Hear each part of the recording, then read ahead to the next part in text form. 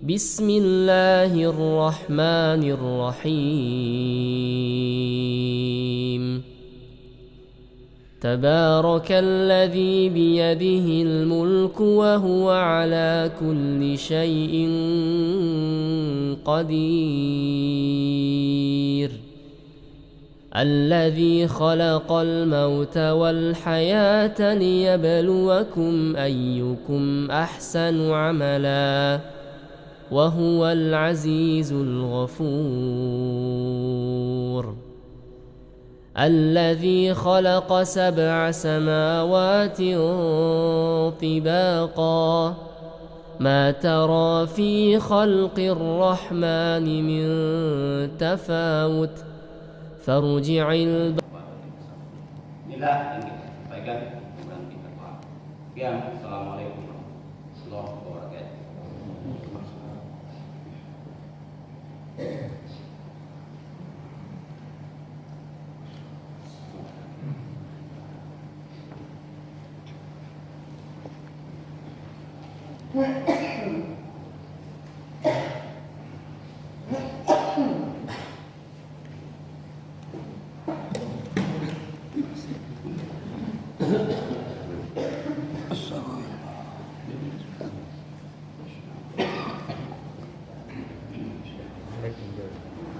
Iya.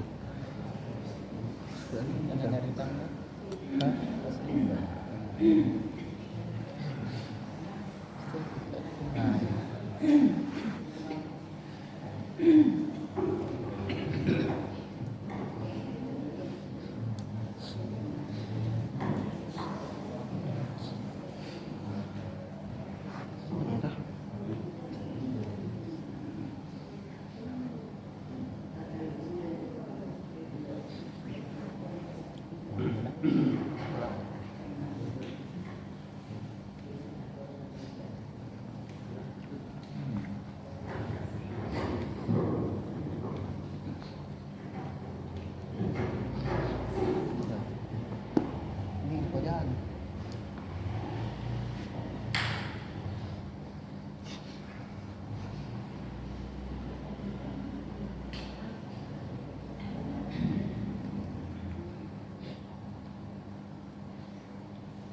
Bismillahirrahmanirrahim.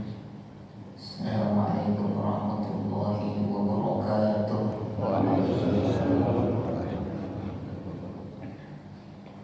Innal hamdalillah nahmaduhu wa nasta'inuhu wa nastaghfiruh wa na'udzu billahi min shururi anfusina wa min sayyiati a'malina. May yahdihillahu fala mudilla lahu wa may yudlil fala hadiya lahu. أشهد أن لا إله إلا الله وحده لا شريك له وأشهد أن محمدا عبده ورسوله اللهم صل على محمد وعلى آله وأصحابه أجمعين يا أيها الذين آمنوا اتقوا الله حق تقاته ولا تموتن إلا وأنتم مسلمون رب اشرح لي صدري ويسر لي امري واحلل عقدة من لساني يفقهوا قولي لا حول ولا قوة إلا بالله. Tidak ada satu helai daun yang jatuh dari ranting pohonnya kecuali Allah yang izinkan. Kalau saja satu helai daun saja harus menunggu izin dari Allah untuk dia jatuh atau tetap berada di atasnya, maka bagaimana dengan urusan-urusan kita yang lebih besar dari itu? Maka hadirnya kita di majelis ini satu keyakinan yang perlu kita bangun adalah bahwa kita semua bisa hadir, duduk, bermajelis ilmu seperti ini itu murni dan mutlak karena izin dari Allah Subhanahu wa taala. Allah yang kemudian menolong kita, Allah yang kemudian memberikan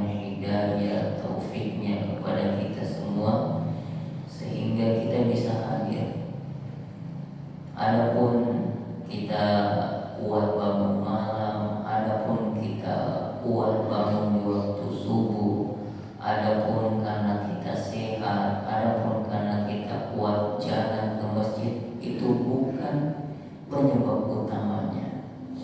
Penyebab utamanya itu memang murni Allah yang gerakkan. Kenapa kami katakan bahwa bukan kesehatan yang membuat kita hadir di sini? Ini bukan karena kekuatan fisik kita, karena ya ada saja ya saudara kita yang mungkin fisiknya kuat, kesehatannya prima, tapi tidak bisa hadir. Atau ada juga yang mungkin kuat bangun malam, kuat bangun subuh, ya, tapi tidak bisa juga hadir.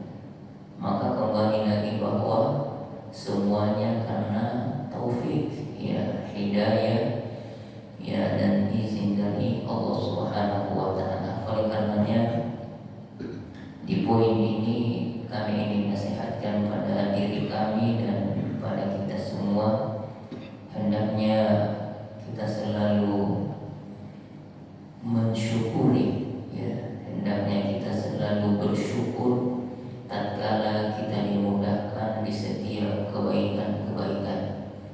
Di dalam Al-Quran Allah Subhanahu wa Ta'ala telah menegaskan, A'udzubillahi minasyaitonir rajim, ma asabaka min hasanatin famin Allah, wa ma asabaka min sayyi'atin famin nafsik. Kebaikan apa saja yang mampu kamu kerjakan, bisa ke masjid, bisa ikut ta'lim, bisa zikir, bisa baca Quran, bisa ceramah, bisa berdakwah, bisa sedekah, bisa rajin berjamaah, apa saja kebaikan itu famin Allah. Maka hadirkan, sadari bahwa itu datangnya dari Allah. Jangan kita membuat sombong di hadapan Allah Subhanahu wa Ta'ala, karena Allah Maha Kuasa, ya, dan kita ini sangat lemah. Ya, satu titik kecil saja yang Allah tarik dari nikmatnya dalam diri kita, maka sudah kita tidak bisa berdaya lagi. La haula wa la quwwata illa billah. Tidak ada daya dan kekuatan kecuali hanya datang dari Allah Subhanahu wa Ta'ala. Oleh karenanya sekali lagi kita bersyukur dengan syukur yang banyak, kita memuji dengan pujian yang banyak, banyak mengucapkan alhamdulillah, alhamdulillah, alhamdulillah atas karunia di subuh hari ini kita bisa duduk di tempat ini bermajlis yang kata Rasulullah ini merupakan taman daripada taman-taman syurga. Ini kenikmatan yang tidak bisa kita ukur, ya. Bahkan tidak sampai di situ, kalau kita hadir di majelis ilmu, kita keluar tiba-tiba bilang begini, saya tadi ikut majelis kayak tidak ada saya dapat, ya. Saya tadi ikut pengajian dan tahu apa itu mau disampaikan Ustaz di depan, tidak ada yang saya bisa bawa pulang. Sebenarnya hadirnya kita di majelis ini itu sudah cukup. Mau kita banyak ilmu bawa pulang atau bahkan tidak ada sama sekali, sekedar dulu saja itu sudah cukup. Itu sudah luar biasa. Karena selama kita dulu ini kita perlu yakin ini bahwa di atas kita ini para malaikat ini, ya, kita tidak lihat, tapi ini jelas dalilnya. Di atas kita ini para malaikat itu membentangkan sayap-sayapnya, ya, mengepakkan sayap-sayapnya. Dia menaungi kita dengan sayap. Ini banyak malaikat ini. Di setiap majelis ilmu itu malaikat turun, ya, membentangkan sayapnya yang begitu besar. Ya, malaikat itu punya sayap. Ya, dan ini, ya, satu, ya, akidah yang perlu kita yakini. Dan satu saja sayapnya malaikat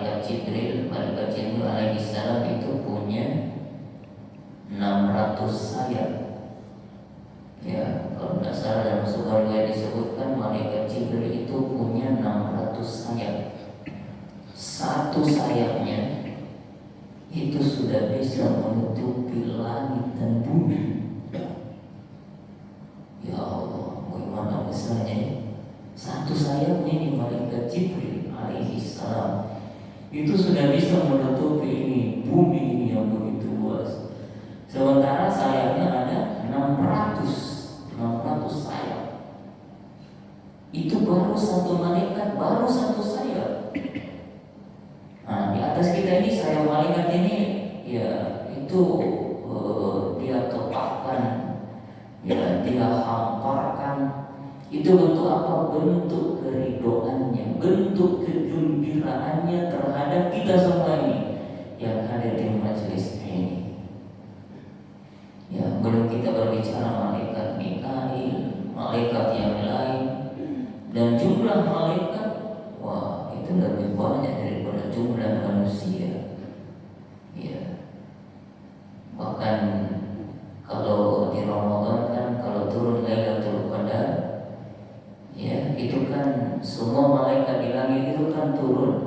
Ya, kalau pas terjadinya Lailatul Qadar dalam sebuah riwayat itu semua malaikat itu turun untuk memuliakan turunnya Lailatul Qadar.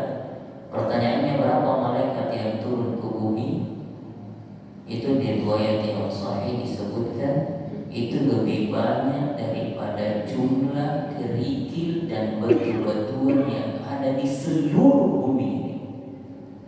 Bisa dibayangkan bagaimana banyaknya itu malaikat. Ya, lebih banyak daripada kerikil, daripada jumlah pasir-pasir, daripada jumlah batu-batu. Bukan di Galo saja sini, bukan di Pontoramba saja, bukan di Sumbawa, bukan di Goa, di seluruh bumi ini dihitung semua kerikil, dihitung semua batu, biji-biji pasir, masih lebih banyak malaikat. Sehingga bumi saat turun Lailatul Qadar itu sesak. Ya, sesak karena kehadiran malaikat yang jumlahnya begitu besar.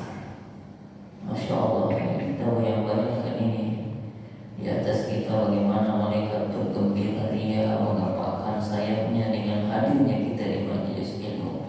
Jadi kalau bukan di kondisi yang sangat darurat, ya kondisi yang sangat ada urusan yang sangat penting, ya paksa-paksa sedikit diri kita untuk bisa hadir di majelis ini.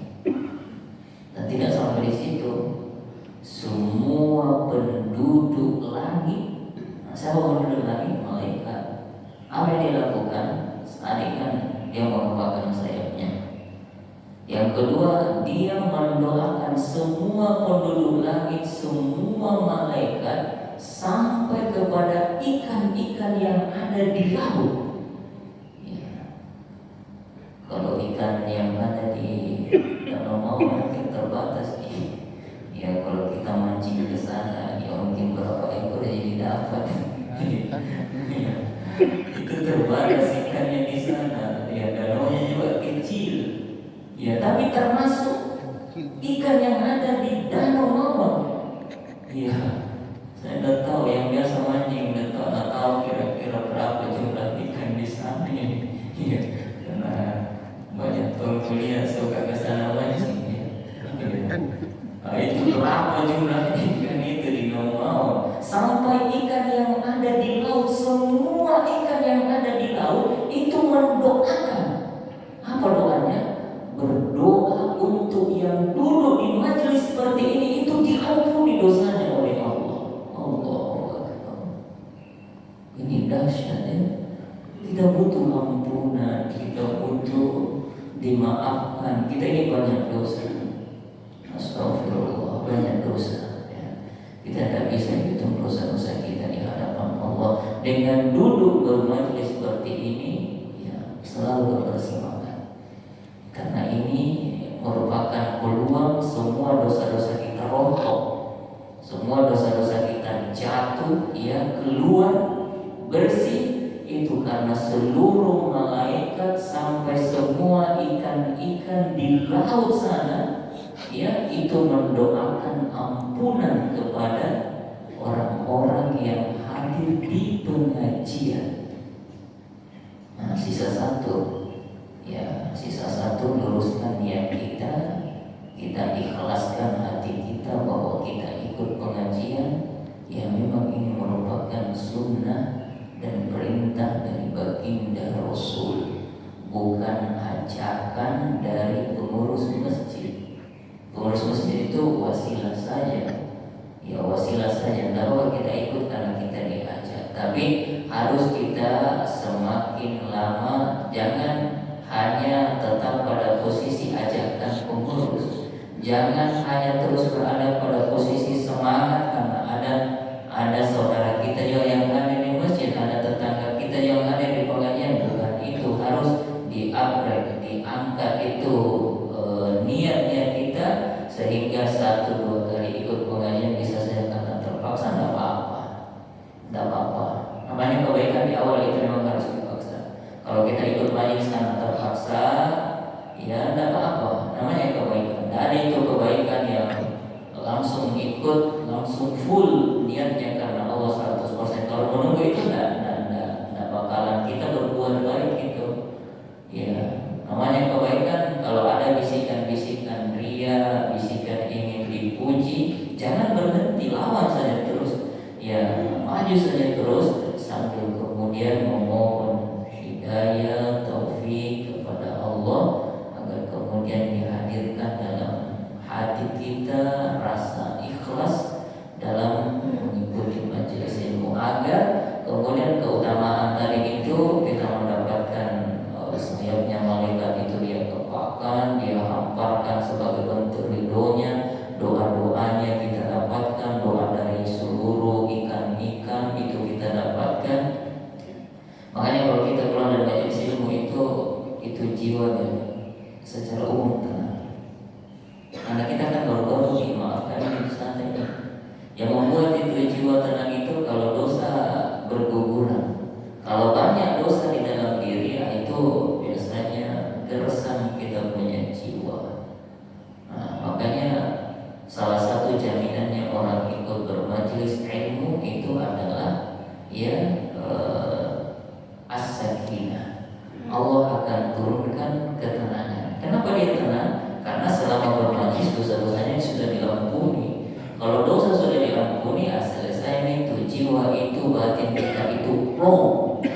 Yang tadinya banyak masalah, banyak urusan rumah tangga, urusan anak, istri, suami, pekerjaan, rezeki, ya.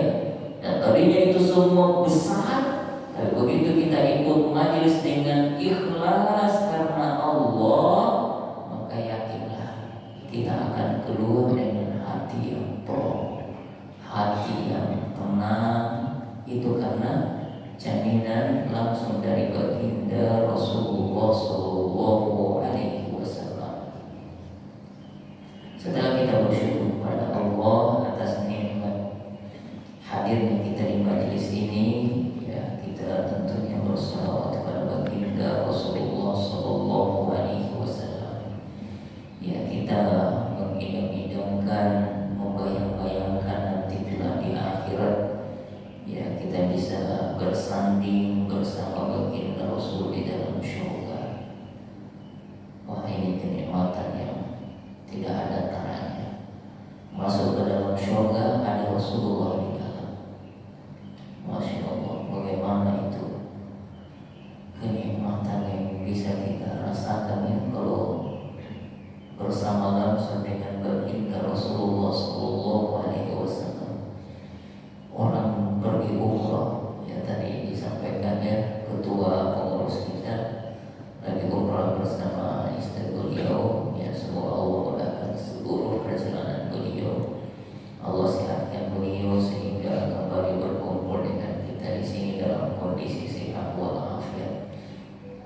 Itu kalau masuk kalau orang umroh ya, itu kalau masuk lagi di kota Madinah, itu baru bilang itu pembimbing, ini sebentar lagi kita lihat itu dari sana itu menara, itu kita akan masuk. Baru pintu menaranya itu Masjid Nabawi dilihat, itu air mata itu kadang susah diterbendung.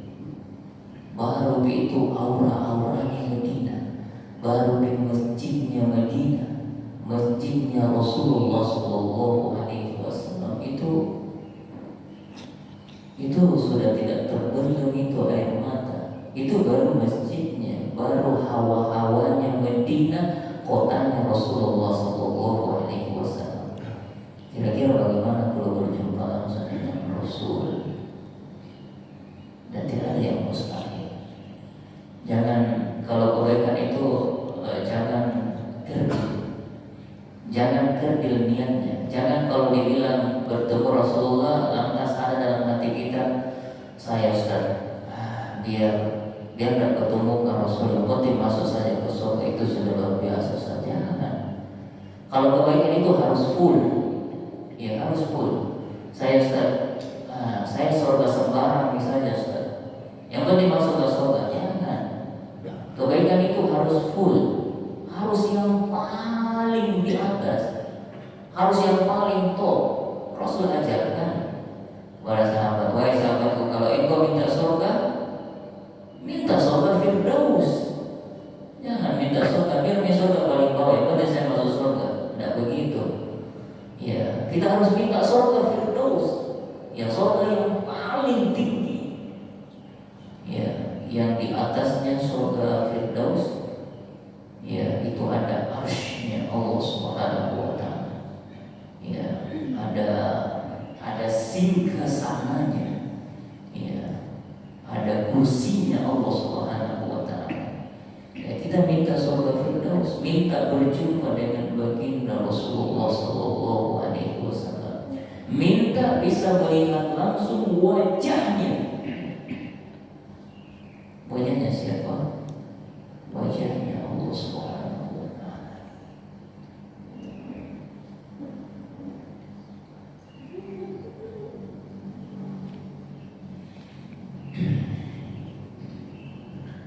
Ya, kenikmatan yang paling tinggi dalam surga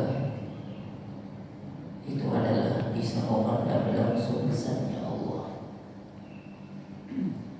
Ya, kita di dunia ini hanya sujud menyembah kepada Allah, tak pernah lihat Allah.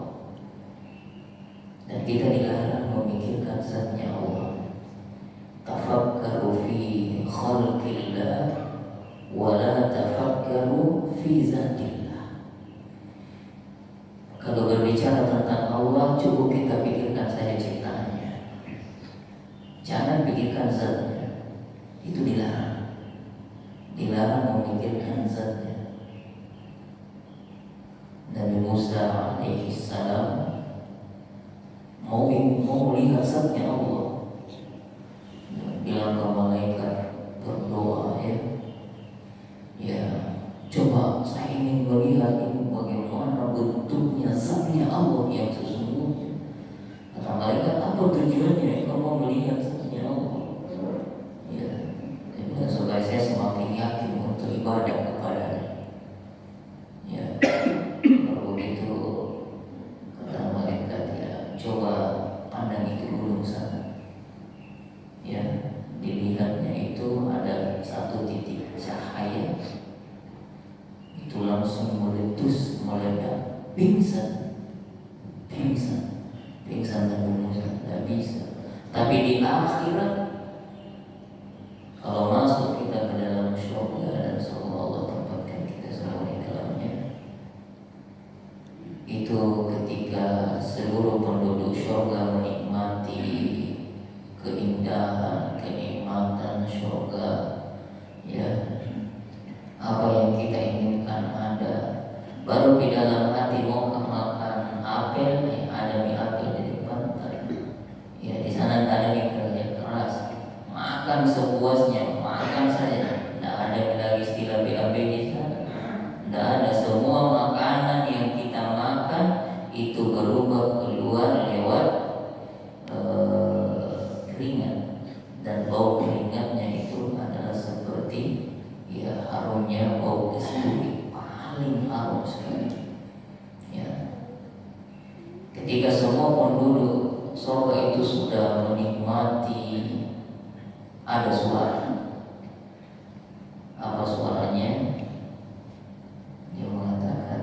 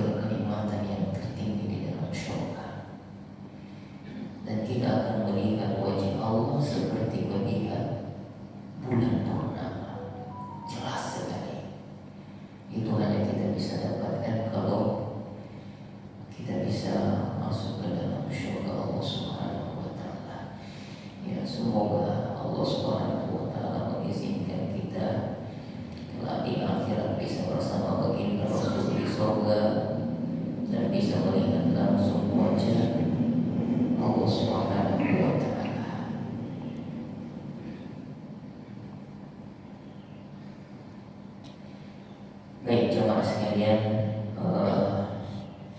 itu sedikit pengantar ya untuk menguatkan jiwa kita dalam bermajelis ilmu ya, dan menguatkan kita di atas ketaatan kepada Allah dengan selalu membayang-bayangkan syurga yang Allah janjikan. Pertemuan hari ini ya, kita masuk ke hadis yang kedua dari Kitabul Jami'. Hadis pertama sudah tuntas tentang ya hak-hak muslim terhadap muslim lainnya. Hadis yang kedua ini kita akan berbicara tentang dunia dan akhirat. Kami bacakan dulu hadisnya. Hadis yang kedua, unzuru ila man huwa asfala minkum wa la tanzuru ila man huwa fawqakum fa huwa ajdaru an la tazdaru ni'matallahi alaikum.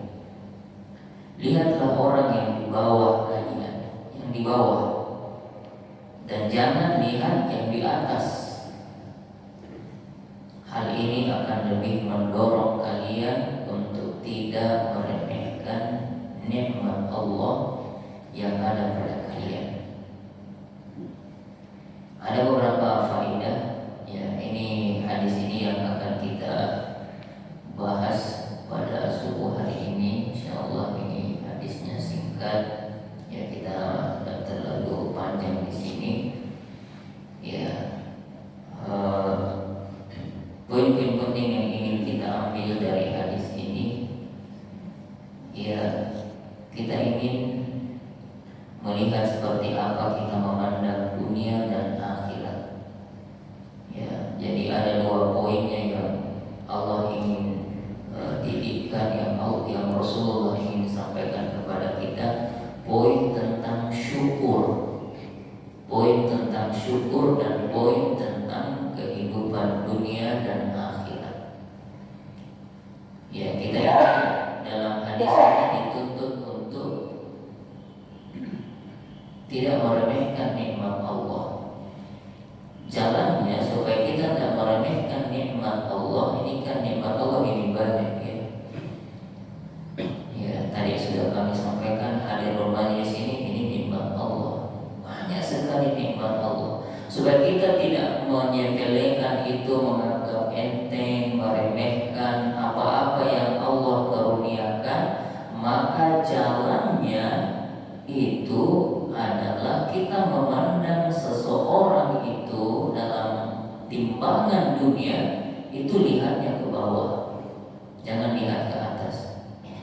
Karena kalau kita lihat ke atas, ini terkadang membuat kita meremehkan apa yang Allah berikan.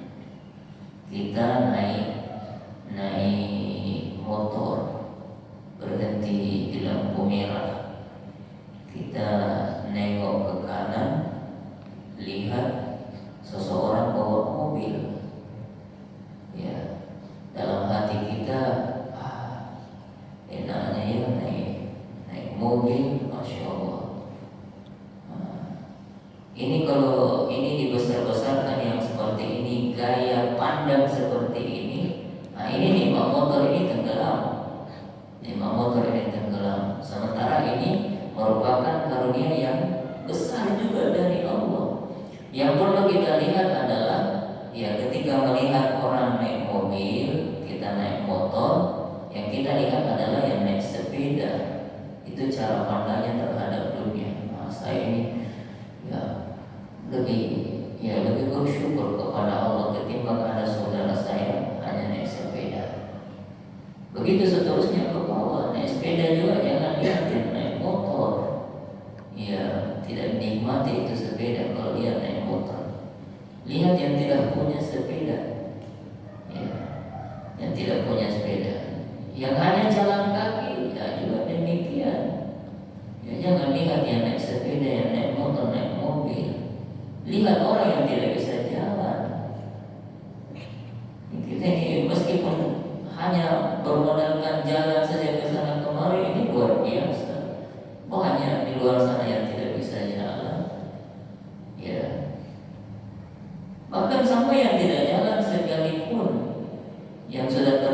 di rumah sakit, ya masih mending kalau masih terbaring di rumah sakit, masih mending kalau tidak bisa jalan tapi masih hidup.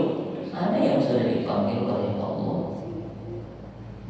Kalau ini yang dihadirkan terus memandang dengan pandangan ke bawah, itu kita akan terantar untuk mensyukuri nikmat-nikmat Allah Subhanahu wa taala. Ya, ini saja. Ya, tidak usah di fasilitas dunia nih. Ya, tidak usah dulu fasilitas dunia. Ini saja dalam diri kita ini. Kalau direnung-renungkan, ya belum kita punya rumah, belum kita punya kendaraan, belum kita punya tabungan, punya apa dan seterusnya. Ini saja nih fisik kita ini, tubuh kita ini, kalau kita bisa mampu tadabburi, mampu renungkan, oh ini sudah lebih dari yang lainnya. Ini saja 2 biji mata ini. Jangan boleh apa enaknya ini punya uang miliaran, punya uang triliunan. Ini mata ini. Ya tidak ada manusia saya kira yang mau menukar matanya dengan 1 miliar. Itu saking mahalnya. Tidak ada. Ya ini ambil minimal aku ini biar bisa saya buta ini. Penting kasih ke 1 miliar. Tidak ada saya kira. Ini lebih dari segalanya. Miliaran sampai triliunan pun tidak ada orang mau kehilangan penglihatannya. Itu baru 1 titik ini nikmat Allah. Belum ini tangan yang dipakai makan ini masih alhamdulillah masih bebas bergerak. Ini juga tidak ada yang mau ini bilang ambil ini tangan saya potong saja ini. Ya kasih mau 1 miliar. Nah, belum lagi ke kaki, belum lagi ginjal kita, belum lagi ya Allah banyak sekali. Yang seperti inilah yang kemudian kita hadirkan, dan inilah dari hadis yang kedua ini yang diinginkan, ya, yang diinginkan untuk kemudian saat kita melihat dunia, lihat ke bawah, jangan lihat ke atas. Ustaz, tapi saya mau banyak rumah, Ustaz, saya mau banyak mobil, banyak kendaraan. Tidak apa-apa, tidak apa-apa. Yang penting jangan memandang itu sebagai pandangan yang besar sekali dalam hidup ini. Maksudnya sampai-sampai kita stres, kita habiskan seluruh energi kita hanya persoalan dunia, dan energi akhirat sudah tidak ada. Ini jadi masalah. Ya, tidak apa-apa. Ya, kita punya 1 ruko, mau lagi bangun ruko yang belum, tidak apa-apa. Tapi kita niatkan untuk dipakai dalam kebaikan. Nah, kalau bisa punya 10 rumah, punya 10 rumah. Kalau bisa beli mobil 3, beli mobil 3. Nah, baru sumbangkan. Maksudnya kasih dalam kebaikan. Nah, saya ini ada banyak rumah saya ini. Ini saya kasih saya Ustaz ini rumah, pakai saja tahfiz. Itu kan keren. Ya, ada seorang dokter ya datang, ya hubungi saya, Ustaz, tidak mau dibuka rumah tahfiz untuk akhwat. Bilang mau dong, tapi tidak ada pipa, tidak ada tempat. Dia bilang ini saya punya ruko Ustaz 3 lantai. Awalnya saya mau buat klinik di situ untuk buka ini klinik untuk datang berobat. Dia seorang dokter spesialis. Tapi kalau Ustaz serius mau, saya kasih saja rukunya untuk dipakai tahfiz. Dikasih lah, ya di sini. Jelas sekali kalau kita jalan ke sini, pintu masuk pasar Suku Minasa, pintu masuk ke Swadaya, tapi tidak masuk ya. Tetap dilewati ruko kedua 1, 2 jalan masuk Swadaya, ruko 1, ruko kedua warna kuning 3 lantai. Itu ditempati santri akhwat tahfiz kami di sana. Itu dari seorang dokter. Ya kayak begini tidak apa-apa. Kasih banyak ruko, kasih banyak rumah, kemudian gunakan dalam kebaikan. Bukan dalam hal berbangga-bangga untuk dunia. Nah itu ya. Jadi kita jangan salah memandang. Ya jangan salah memandang. Artinya kita di bawah ini kecil baru biar bisa begini saja. Ya kita tetap berusaha untuk ya bisa apa dan saya bisa meraih apa di dunia ini, tapi tapi bukan untuk berbangga-bangga, bukan untuk membuat energi kita habis hanya persoalan itu, kemudian akhirat kita terbengkalai. Bukan itu. Selama akhirat terjaga, maka tidak apa perbanyak harta, perbanyak uang kan? Ya, kita mau umroh, mau haji, mau sedekah itu butuh uang, ya butuh uang. Ya, namun kalau tidak bisa ke sana, maka kembali ke rumus ini bahwa lihatlah ya apa-apa yang ada di bawah kalian, bukan yang ada di atas kalian. Kalau kita sakit, ya jangan merasa paling menderita di dunia. Ya, saya kalau kurang fit, kurang sehat, ya pada Allah ya ada saja ujian dari Allah. Ya, saya selalu memandang, oh saya ini kurang sehat, butuh istirahat di rumah sejenak. Ada orang yang terbaring di rumah sakit, ini berarti ada yang lebih menderita dari saya. Ya, itu kita harus lihat ke bawah.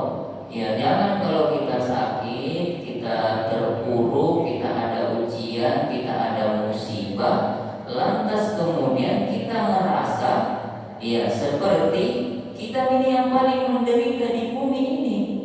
Iya, kata ini, ya di atas langit ada lagi-lagi. Ya, artinya itu bagaimanapun kita menderitanya dalam persoalan dunia, pasti di luar sana ada yang lebih menderita dari kita, ada yang lebih ya kekurangan dari kita.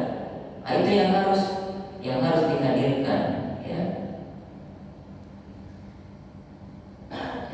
Ada tulisan dari seorang ustaz ini tentang bagaimana menghadirkan rasa syukur dan memandang bahwa betapa kecilnya ya, betapa kecilnya dunia ini. Ya.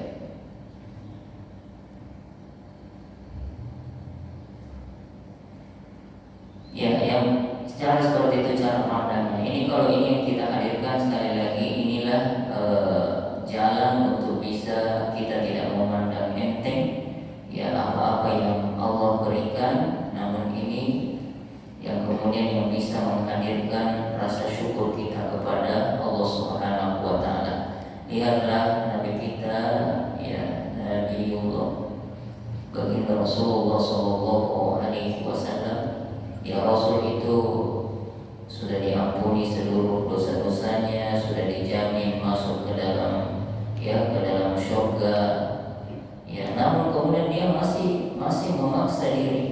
Dia masih memaksa diri untuk kemudian, nah ini saya dapat tulisannya, masih memaksa diri untuk ibadah. Ketika ditanya oleh istrinya, ya Rasul, kenapa engkau paksa sekali ibadah, bangun tengah malam, sholat tahajud, bengkak kakimu? Ya, bukankah engkau sudah dijamin masuk surga? Jawabannya Rasul ini satu nih, abadan syakura. Saya ingin menjadi hamba-hamba Allah yang pandai bersyukur. Ya, saya bacakan tulisan dari ini bagus ya. Kalau kita berduka, ya, kalau ada ujian ini kan kita memandang dunia ini dengan pandangan ke bawah. Maksudnya, ya di tengah kalau kita melarang menderita, yakinlah masih banyak yang lebih menderita dari kita. Kalau kita berduka dengan kematian orang tua, ya, atau kematian keluarga yang sangat kita cintai, ingat ini, Rasulullah itu paling berduka di bumi. Bagaimana bentuk dukanya? Semenjak kecil sudah ditinggal wafat oleh kedua ibu bapaknya.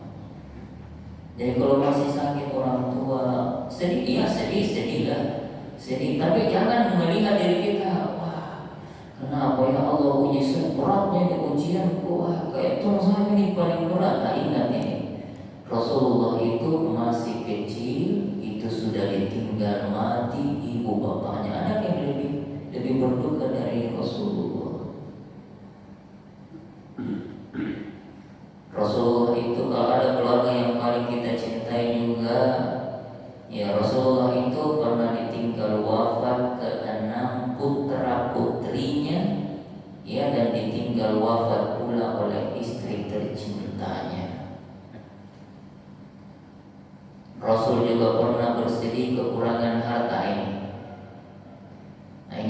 tentang dunia ya, tentang cucu, bukan. Jangan dipahami ini diajarkan untuk miskin, bukan itu ya. Jangan dipahami bahwa pembahasan ini diajarkan untuk berpangku tangan, diam saja, tidak usah usaha karena ada yang lebih di bawah dari saya, bukan itu maknanya. Kita ingin membangkitkan rasa syukur. Kalau persoalan kekurangan harta, Rasulullah itu selama sebulan tidak ada nyala api di rumahnya. Apa tidak ada nyala api? Tidak ada yang bisa dimasak. Allah, itu Rasul. Kita ini masih bisa dimakan tiap hari. Ya, bisa dimakan contoh tak satu dua mangkok. Ya, perlu bahasa. Ya, dan seterusnya. Rasul itu sebulan dan nyala apinya di rumah. Kenapa dan nyala? Tidak ada mau dimasak. Makanya Rasulullah ketika bangun pagi, bangun subuh, Rasul tanya istri Aisyah, ada yang bisa dimakan ini hari? Katanya tidak ada ya Rasul, tidak ada yang makanan yang di rumah. Apa jawaban Rasulullah? Kalau begitu saya puasa di padang. Kalau tidak ada yang bisa dimakan. Itu Rasul kita. Jadi kalau kekurangan harta, tidak ada yang lebih ini dari Rasulullah. Kalau kita bersedih karena dikucilkan oleh lingkungan, komunitas, itu masih biasa. Ya, kita dibenci, kita dimusuhi oleh apakah golongan tertentu, komunitas tertentu, itu biasa ringan. Rasulullah, nah itu bukan dikucilkan, dia dilempari batu, diusir dari kampung halamannya. Pernah kita merasakan itu? Diusir, dilempari batu. Saya kira secara umum belum pernah. Rasul itu yang dia rasakan. Ya. Masalah takut, tidak ada yang lebih takut dari Rasulullah. Maksudnya ujian ketakutan di bumi ini, di dunia ini. Rasul itu pernah dikhianati, diancam, dibunuh, diracun dan disihir. Mungkin ini setiap hari ancamannya dibunuh, dicari Rasulullah untuk dibunuh. Ya, dicari Rasulullah untuk diracuni, disihir. Kita ini takutnya seperti apa? Nah, maka ya, yang seperti inilah yang kemudian yang kita hadirkan untuk bisa menghadirkan rasa syukur. Maka kembali ke hadis ini, unzuru ila man huwa asfala minkum wa la tanzuru ila man huwa fawqakum wa huwa ajdaru an la tazdaru ni'matallahi 'alaikum. Lihatlah orang yang di bawah kalian, jangan lihat yang di atas. Itu dalam perkara dunia. Perkara akhirat tidak terbalik. Kalau perkara akhirat harus lihat yang di atas, bukan lihat yang di bawah. Ini gampang sekali membedakannya. Kita pandang dunia, lihat ke bawah, jangan lihat ke atas. Tapi kalau akhirat, lihat ke atas, jangan lihat ke bawah. Terlambat sholat, langsung dalam hatinya mengatakan, masih mending saya terlambat sholat daripada si A tidak sholat, si A tidak ke masjid. Nah, seperti itu pandangan akhirat. Ya, tetapi itu kita syukuri karena bisa ke masjid. Ya, sholat di rumah misalnya, tidak ada di usul-usul syar'i. Kemudian dalam dirinya selalu mengatakan, tidak apa-apa, saya kan masih sholat ini, masih mending saya sholat di rumah. Ketimbang begitu sana dia tidak sholat di rumahnya, sholatnya hanya Idul Fitri, Idul Adha. Jangan lihat begitu kalau akhirat. Itu salah cara memandang. Yang kita lihat itu pandangan yang di atas, pandangan yang lebih soleh dari kita, yang lebih taat dari kita, yang lebih rajin ibadah dari kita. Wah, dia rajin terus, dia sholat waktu terus. Masa saya tidak bisa? Nah, itu kalau akhirat. Jadi beda. Makanya mengejar dunia dan akhirat. Mau istirahat dulu. Dan dirasa ya, insya Allah waktu begitu cepat berlalu. Ya, kita tidak rasa waktu berlalu hari demi hari, pekan, bulan, tahun. Nah, sudah kembali kepada Allah, itulah. Ya, kalau akhirat memanggil kita kan beda cara menyambutnya dengan dunia. Ya, karena tadi beda cara pandang dunia dengan akhirat, maka cara menyambutnya juga beda. Kalau akhirat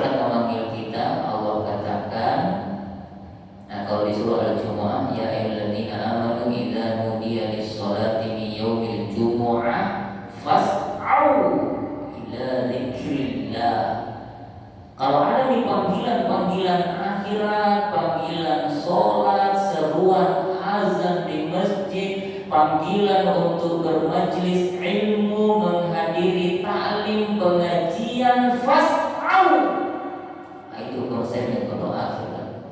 Apa itu fas'au? Berlari kencang sekencang-kencangnya, bercepat-cepat, bergegas. Tidak ada yang mengatakan dulu lagi, nanti saya sebentar akan menyusul. Itu kalau akhirat. Tidak begitu.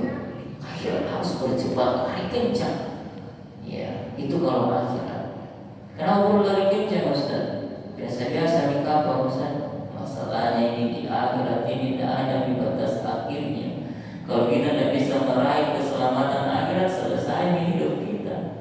Di dunia ini, ya kalau kita tidak dapat dunia, ini karena kita tidak tinggal selamanya di dunia. Kita ini sisa menunggu giliran ini dipanggil satu persatu oleh Allah, selesai di dunia. Kita mati, rumah kita, mobil kita, ruko kita, apa kita sudah diwarisi keluarga kita. Mati hari ini selesai, ada yang ambil. Tapi persoalannya bagaimana kita di akhirat, itu jadi tanda tanya besar. Makanya kalau akhir memanggil kita fas'au, ya wasari'u ila maghfiratin min rabbikum wa jannatin 'arduha as-samawati wal ardh u'iddat lil muttaqin. Bersegeralah, bercepat-cepatlah untuk memenuhi seruan ya ampunan dari Tuhanmu, untuk meraih apa? Wa jannah, meraih surga yang luasnya seluas langit dan bumi ini. Itu luasnya surga, lebih luas dari langit dan bumi. Arduhas samawati wal ardh, itu luasnya surga. Pintunya saja surga. Dalam sebuah riwayat itu ditempuh perjalanan 40 tahun. Itu pintunya saja surga. 40 tahun baru kita bisa, kalau kita dari sisi pintu sisi kirinya ke kanan, ya kita jalan ini, itu 40 tahun baru bisa sampai besarnya itu surga. Maka wajar kalau Quran mengatakan wa jannatin 'arduhas samawati wal ardh. Surga itu luasnya lebih luas dari 7 lapis langit dan 7 lapis bumi ini. Disediakan untuk siapa? Wasari'u, yang bersegera, bercepat-cepat, bergegas, lari kencang untuk memenuhi surga tersebut. Nah itu kalau surga. Tapi kalau dunia memanggil kita, nah buka surah Al-Mulk. Walladzi ja'ala lakumul arda dhalulan famshu fi manakibiha. Ya, kalau engkau keluar mencari rezeki, cari dunia, famshu fi manakibiha. Jalan biasa misalnya. Bukan jalan biasa bila malas-malasan kerja, bukan itu maknanya. Jalan biasa ya terlambat pergi ke kantor, enggak, harus tepat waktu, harus amanah, harus totalitas bekerja, harus mengeluarkan semua energi. Yang dimaksud jalan biasa di sini adalah mengkondisikan jiwa kita, pikiran kita bahwa pada dunia itu kecil. Ya, jangan kita stres. Ya, kalaupun kita lagi pusing-pusing dunia, nah itu manusiawi. Cuma kita harus kembali hadirkan kesadaran dunia ini. Ya kita la haula wala quwwata illa billah. Kita serahkan semuanya ke Allah Subhanahu wa taala. Jadi kalau dunia jalan biasa, tidak usah stres. Ya, karena kalau kita tidak dapatkan itu tidak jadi masalah. Tapi kalau akhirat itu masalah besar tidak. Ya, tapi sekali lagi ya, jangan dimaknai bahwa kalau dunia bermalas-malasan, tidak boleh. Ya harus tetap totalitas, karena Allah menyukai hambanya yang bekerja baik dunia maupun akhirat, yang bekerja secara totalitas, yang menjaga amanah, yang kerja di kantor jangan dengan alasan ya karena ibadah, karena apa, sehingga melalaikan amanah di kantor, di tempat kerja. Ini juga pelanggaran, dosa juga. Disuruh hari jam sekian, kemudian pulang jam sekian, wajib penuhi itu. Disuruh selesaikan ini, selesaikan. Ya, jangan dipahami bahwa tidak, dunia ini biasa-biasa, bukan itu maknanya. Yang dimaksud jalan biasa di sini kalau dunia itu adalah kondisi jiwa kita pikiran kita yang melihat bahwa dunia ini kecil. Seluruh persoalan dunia itu kecil. Apapun ujiannya itu kecil. Bukan kita pandang enteng ya, karena kalau ada ujian ya pasti kita terpukul. Cuman ini bagaimana kalau ada ujian dunia ya kita kembalikan kesadaran kita. Tapi kalau persoalan akhirat itu besar perkaranya. Ya besar perkaranya. Ya mungkin itu ya ini maka poin pentingnya dari hadis ini ya, kalau dunia ya lihat ke bawah, jangan lihat ke atas. Tapi kalau akhirat lihat ke atas, lihat yang lebih soleh, dan kita harus lebih soleh dari dia. Rumus terakhir, kalau kita tidak bisa melampaui mengalahkan saudara kita dari sisi dunia, kalahkan dia dari sisi akhirat. Ya, kita ini sudah kerja keras juga, penting tulang apa, tidak bisa mereka sudah punya banyak harta, maka kita punya prinsip, biarlah. Kalau saya tidak bisa kalahkan dia dari sisi dunia, saya mau kalahkan dari sisi akhirat. Kita bangun kedekatan, keakraban kita kepada Allah, karena itu yang lebih kekal. Araditum bil hayati dunya fama mata'ul hayati dunya wal akhirah. Apakah engkau mengira bahwa dunia itu lebih besar daripada dunia? Ketahuilah fama mata'ul hayati dunya, ya, bahwa dunia itu sangat kecil, ya, kecil di sisi Allah Subhanahu wa taala. Namun tentu karena kita ada di dunia, tetap kita harus bekerja dengan dunia ini. Makanya di surah Al-Jumu'ah Allah tegaskan, fa idza qudiyatis shalah fantashiru fil ardh. Kalau engkau sudah sholat, jangan tinggal di masjid.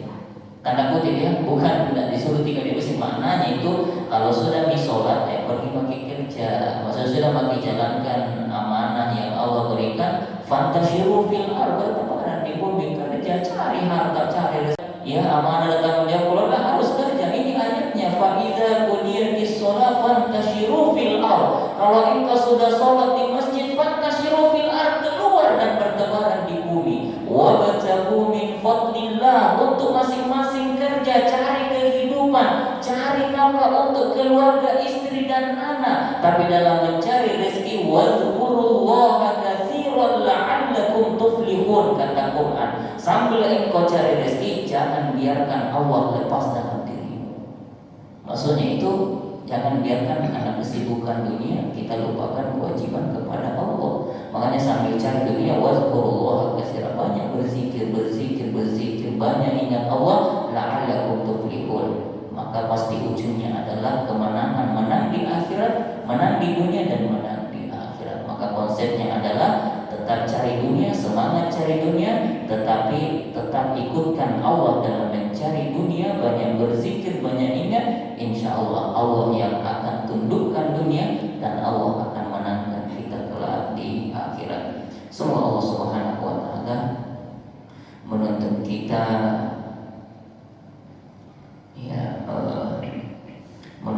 dan memberikan hidayah taufiknya kepada kita semua, agar kemudian di sisa-sisa usia yang Allah berikan ini kita maksimalkan untuk ibadah dan ketaatan kepada Allah Subhanahu wa taala, sehingga kapanpun dan dimanapun kita dipanggil oleh Allah, kita dipanggil di atas kematian yang husnul khotimah, dan kelak di akhirat kita semua bisa berkumpul di dalam syurga Allah Subhanahu wa taala.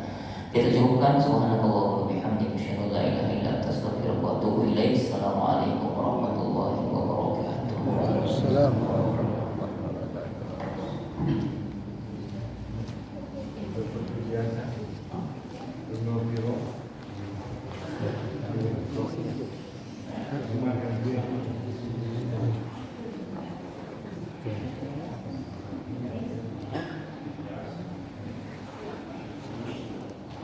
Kena saya Yaldi.